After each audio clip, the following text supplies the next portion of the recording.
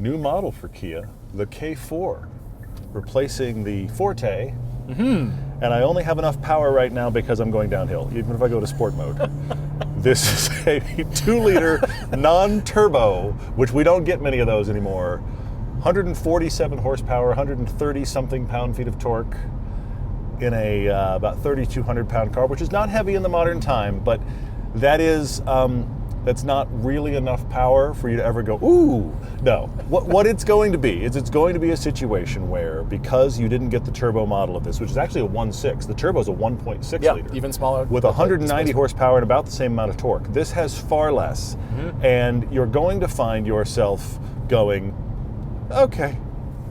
I'm imagining four people in this. We're kind of bogging down, going up a slight hill. 4 people and gear in this and it's also loud. And it's loud not because it has a CVT, Paul, but because it has an IVT. Because we all hate CVTs so much that Kia has renamed it the intelligent variable transmission, not the continuously variable transmission. It's the same thing. It's the exact same thing. It is a CVT. No, it's funny you say shh, because the problem with this car, which is actually aiming, here's Kia's point with this. The Forte was an also-ran in this market. Everything else, the Corollas, the Civics, the whatever, you heard about those, you didn't hear about the Forte. This is, it's trying very hard. This is Kia trying to make a name for themselves in that market, and as a result, they leaned into tech and luxury for the money. And that's a very interesting target for this car, because it, as spec'd here, which is almost the highest trim, it's the next to highest trim, and of course it's got a lot of extras on it because it's a press car. This is a $28,000 car with a lot in it for a $28,000 car. But power was not one of the things you got for that. It's enough, and if you're commuting... Is it enough? No, if you're commuting, then I think it will be fine. Not good, fine. But if you are loading this down and going to a mountain somewhere, you're going to wish you got the turbo. You are. Great cars, great roads, and all the reasons we love to drive. Road trips, comparisons, test drives, and podcasts. This is Everyday Driver. Come on, we are technically leaving the light. There's also a bit of a hill there, so. There's 2 people in the car. There's 2 of us. There's not 4 of us, thank God, yeah. But on the other end of the spectrum, I have to say this. Look, we don't like CVTs. Here's another one. I don't care what you call it. It's a CVT. I don't like intelligent variable. If you get the turbo, you get an 8-speed. So what I keep finding when I look into this vehicle is that the chassis, it's fine. It's not grand, but it's fine. But if this had the power and the transmission of the turbo, I would like it more. What I am impressed by is, look at this massive screen. Huge, yes. All of the screen work here is huge. The technology is immense. The back seat space is massive. I think the only thing that competes with this in this space is actually the Civic. And so I started thinking about this in direct comparison to the Civic. Okay. Civic also comes with a CVT. Comes with similar or better power depending upon which model you're talking about. But the Civic doesn't have power heated seats. I mean, it doesn't have. You have it. True. On the driver's side. But you've got heated at least. Yeah, true. It doesn't and have ventilated screens nearly this nice. So technology-wise, you were getting less in the Civic. What you gain in the Civic is dynamics of a chassis that's better than this. The chassis in this is just fine. Now, in the upper level trim, this one and the one above it with the turbo, it does have a multi-link rear suspension instead of a torsion beam, which is an improvement and does help this in the way that it handles. I would say it handles fine, but not precise. The Civic feels precise. We put the Civic into a corner, doesn't matter which model you get. I'm always surprised with how well it corners and how very just tight and precise it feels. This handles okay, and the power is okay. This is a car for somebody who is buying a commute car. This gets almost 40 miles to the gallon on the highway. It gets 30s in the city. That is the upside, which is a big, big upside. The downside is, if I was going to be struggling a lot in the mountains or throwing this down a twisty mountain road, I would find the edges of what this can do well. But if I'm commuting, this has a pretty good adaptive cruise control, smart cruise control, that actually keeps you in the lanes just fine and will bring you to a halt behind the car in front of you when it goes to a halt. So again, I keep coming back to, as a commute vehicle, excellent. As a driving appliance, disappointing. Well, it's just an appliance. Because You're it's an right. appliance. Yeah. This does not exist in the world of driving fun. It's not its thing. But I am so impressed, and Kia's done this and Hyundai's done this, at the tech for the money. The shift in focus at Kia for this vehicle is apparent because where they shifted it to is luxury and technology and space for the money. I think they hit those targets. Well, you're right. This has really grown on me. When I found out this was the Forte carryover, chassis, suspension, engine, at first I thought, that's going to be a disappointment. But it isn't. They have introduced new styling themes. Well, the Kia styling themes where they've allowed themselves to play. It's fun. It looks similar to the lineup of Kias, but it isn't a direct copy like every Volkswagen or every BMW or every Mercedes or all the. You're right. It's got its own personality. There's a flavor here, a fastback flavor that is really only on the K4. And they've changed the name. We're away from Forte. Great. Whatever you thought about that, good, bad, ugly, it's the K4 now. I appreciate what Kia has done. They've put a lot of design effort and frankly a lot of feature effort into making this at a price point, but it feels worth it. You know what? They're taking a page out of Mazda's book. It feels more than worth it. For 28 grand? It is one of those cars you get in and you go, oh, it's only 28? I do admit that definitely happens here, for sure. Yes. So the exterior, look at how shapes line up. Look at how they don't line up. That's interesting. That's opposite United. The mess is at the C-pillar, though. There's a lot of fussiness. A lot going on there. Things we're not quite sure. There's an extra bright trim piece, and we've got some lines trying to force them to connect. But I do like that you look at this and you think Kia, their own styling. True, yeah. Their own direction. And that continues in the interior. This is wide, spacious, the instrument panel is low. Look at what technology has done to completely change instrument panels. There's no hood over your IP. Yep. It's a giant screen. They're giving you your money's worth, and they have balanced that with buttons. You get a nice knurled cylinder here for the volume wheel, and then you've got things that you use all the time, and they work exactly like the shape would indicate. I mean, unfortunately, they put all the HVAC on a screen that is right behind, from my view, right behind the edge of the steering wheel. But bonus points.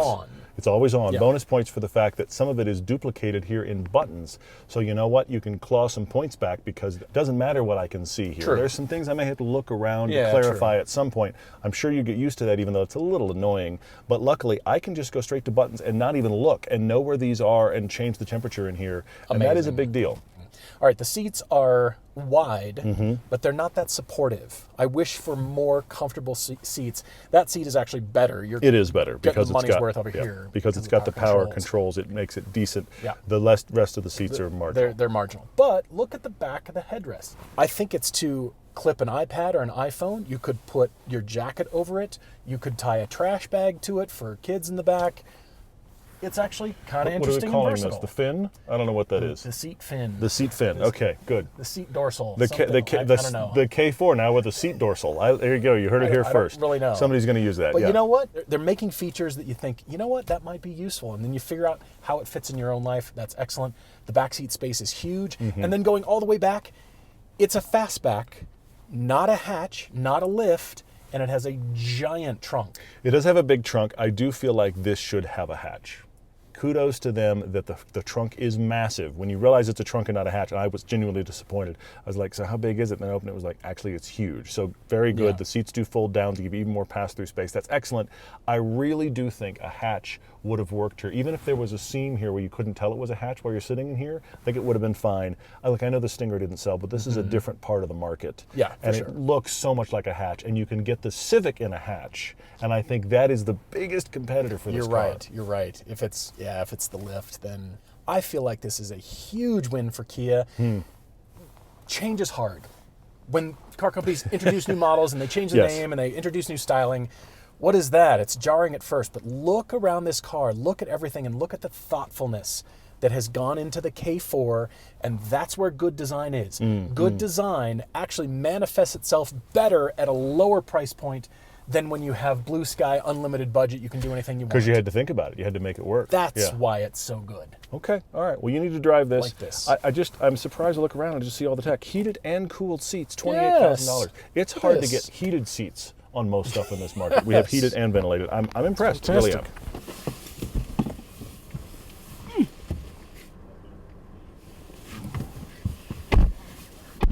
Look at that. A shifter that just works like you think it does. A shifter that actually works like a shifter. That's weird. Amazing. Huh.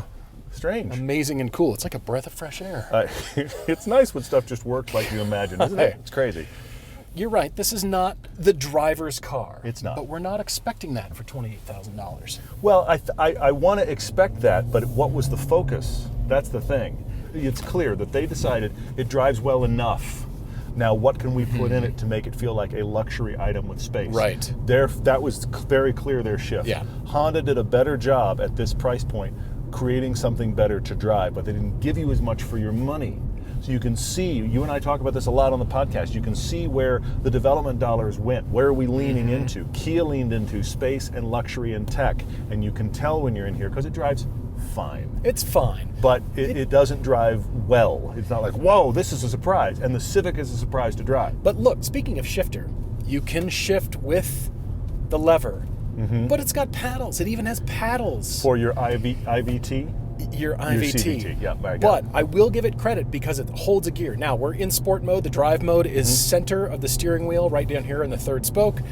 But it holds that.